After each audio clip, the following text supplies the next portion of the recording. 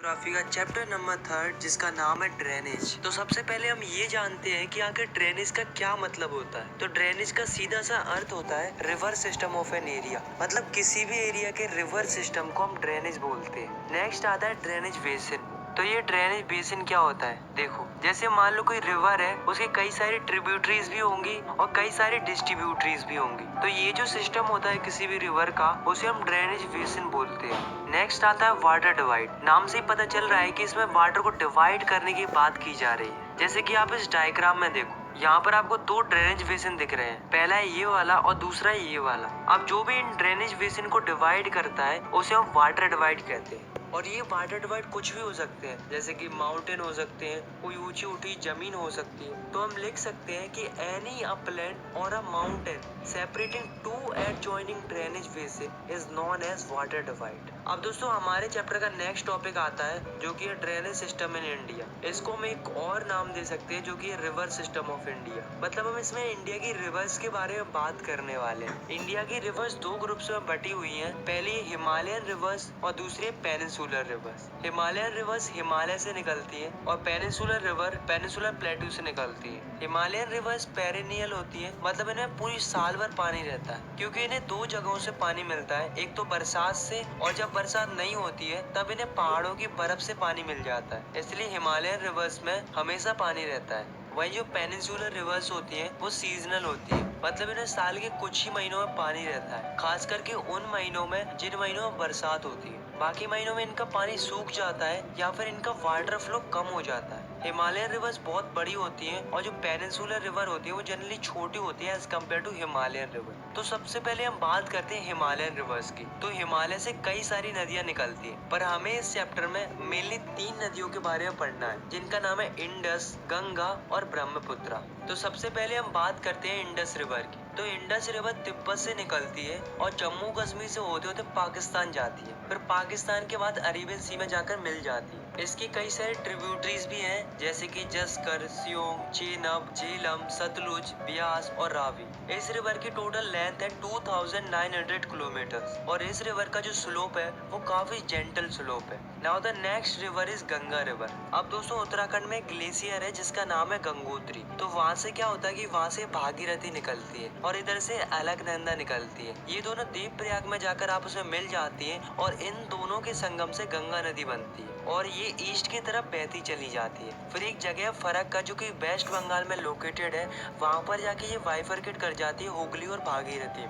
हुगली कलकत्ता से होकर बे ऑफ बंगाल में मिल जाती है और जो गंगा की मेन स्ट्रीम होती है यानी कि भागीरथी, वो बांग्लादेश में जाकर ब्रह्मपुत्र रिवर से मिल जाती है और इन दोनों रिवर के मिलने से मेघना रिवर बनती है और फिर ये मेघना रिवर बहती हुई बे ऑफ बंगाल में मिल जाती है। और इन रिवर्स का जो डेल्टा बनता है वो है सुंदरबन डेल्टा। और आपको जानकर हैरानी होगी कि सुंदरबन डेल्टा इस दुनिया का सबसे बड़ा रिवर डेल्टा है। गंगा की कई सारे ट्रिब्यूटरीज भी है जो कि गंगा को ज्वाइन करती है जब गंगा फ्लो करती है, जैसे कि यमुना, घाघरा, गंडक, कोसी, चंबल, बेतवा और सोन। गंगा की टोटल लेंथ है 2500 किलोमीटर। पूरे नॉर्थन इंडिया के एग्रीकल्चर गंगा नदी पर ही डिपेंडेंट है। अब अगली जो रिवर है वो है ब्रह्मपुत्र रिवर।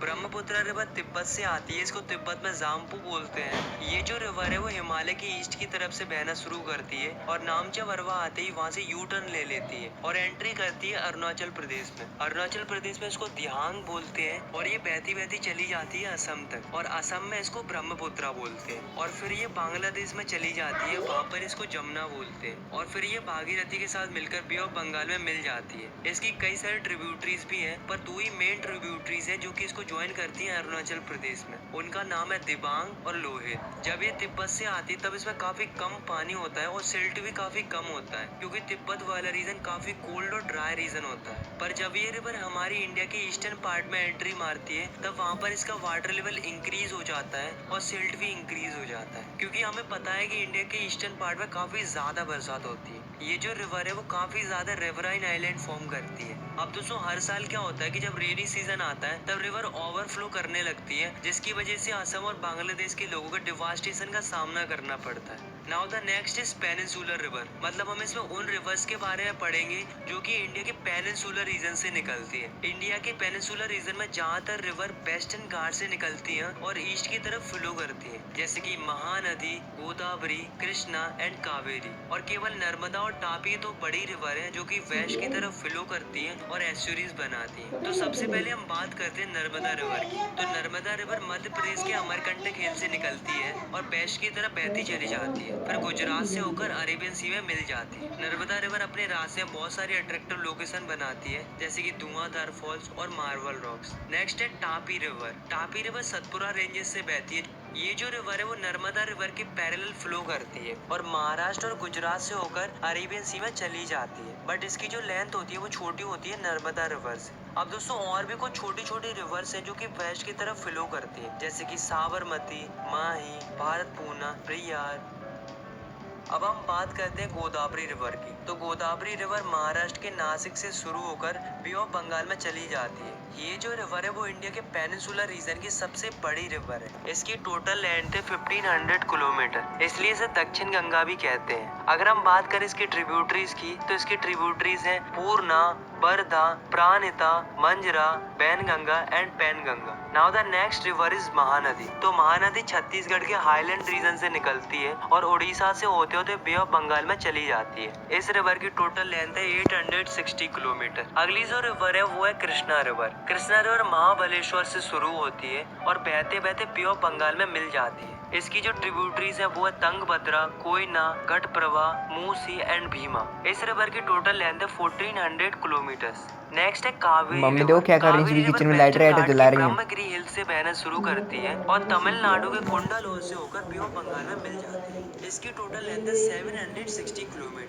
अगर क्या कर रही हूँ? ट्रिब्यूटरीज की बात करें तो इसकी ट्रिब्यूटरीज है अमरावती, ज्यादा खेल मत करो, लाइटर से मरमराइए, फटफटाइए सिलेंडर की, ध्यान रखियो। इसके अलावा कुछ और रिवर्स हैं जो कि वेस्ट टू ईस्ट फ्लो करती है इन पेनिनसुलर रीजन, जैसे कि दामोदर, ब्राह्मणी, बैतरणी एंड सुवर्णरेखा। तो दोस्तों अभी तक हमने इंडिया की कई सारी रिवर्स के बारे में बैटिंग कह रही है, सीटी निकल रिवर्स के रही है। बारे में जाना, पेनिनसुलर रिवर्स के बारे में जाना, लेकिन अब हम बात करने वाले इंडिया की लेक्स के बारे में। जल्दी आओ। अंदर अलग अलग प्रकार की लेक्स पाई जाती है जिनके साइज और कैरेक्टरिस्टिक अलग अलग होते हैं। इंडिया के अंदर ज्यादातर लेक्स परमानेंट होती है, मतलब उनमें साल भर पानी रहता है, मगर कुछ लेक ऐसी भी होती है जो कि रेनी सीजन पर डिपेंड करती है। इंडिया की लेक्स कई प्रकार से बनती है। कुछ लेक्स ग्लेशियर और आइस शीट्स के एक्शन से बनती है, तो कुछ लेक विंड, रिवर और ह्यूमन एक्टिविटी की वजह से बनती है। इंडिया के अंदर ज्यादातर fresh water lake Himalaya region में पाई जाती है, क्योंकि ये ग्लेशियर के मेल्ट होने से बनती है।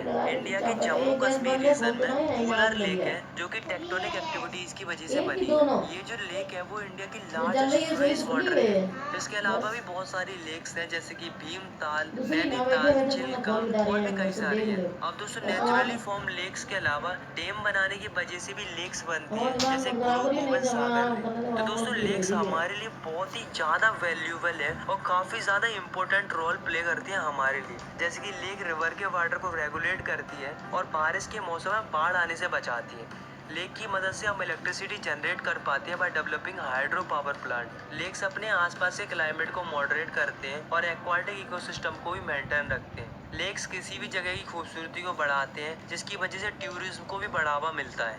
लेक्स के अलावा रिवर्स भी हमारी इकोनॉमी के लिए काफी ज्यादा इंपॉर्टेंट रोल प्ले करते हैं, क्योंकि रिवर्स का पानी हम इरिगेशन के लिए यूज करते हैं, नेविगेशन के लिए इस्तेमाल करते हैं और हाइड्रो पावर जनरेशन के लिए भी इस्तेमाल करते हैं। लेकिन दोस्तों लोग अपने फायदे के लिए इन रिवर्स को बर्बाद कर रहे हैं। Domestic, municipal, industrial and agriculture के लिए पानी की डिमांड बढ़ रही है, तो लोग क्या कर रहे हैं, काफी ज्यादा क्वांटिटी में पानी निकाल रहे हैं नदियों से, जिसकी वजह से जो वाटर लेवल है नदियों का वो डिक्रीज हो रहा है। और जो इंडस्ट्रीज होती है उनका जो गंदा पानी निकलता है उसे सीधा नदियों में डाल दिया जाता है, जिससे हमारी रिवर्स पॉल्यूट होती जा रही है। डिक्रीज होती जा रही है। किचन का गेट बंद कर क्या? इतनी ज्यादा हो रही है कि रिवर्स अपने पानी को सेल्फ रिलीज भी नहीं कर पा रही है। तो इसके लिए हमें और हमारी गवर्नमेंट को इस पर ध्यान देना होगा, जिससे हमारी रिवर्स और लेक्स हमेशा साफ बनी रहे। नो डाउट गवर्नमेंट प्रयास कर रही है, बट और भी ज्यादा फोकस्ड होने की जरूरत है। आई होप आपको ये वीडियो पसंद आई होगी।